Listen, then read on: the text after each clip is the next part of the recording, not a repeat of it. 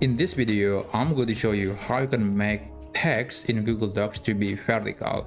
So just to be clear that there is no native feature or tool in Google Docs that lets you change the orientation of text from horizontal to vertical, but there is a workaround that you can do. So let me just copy this text and I'm going to demonstrate how you can make this text to be vertical on Google Docs. So let's go to Insert and then click Drawing, click New. And then here you can create a text box or you can just paste the text immediately. So yeah, it will create a text box instantly. Now, basically there are two types of vertical orientation. The first one is basically just rotating the text box into a 90-degree, for example.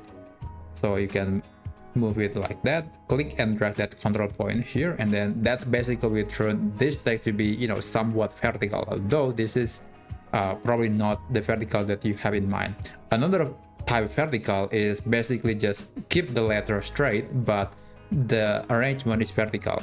So it's actually a bit easier to achieve. You just need to make this text box smaller, very small, to the point that there is only one letter can fit on the text box on each line, basically. So it will create something like this. It's probably another type of vertical alignment that you can try.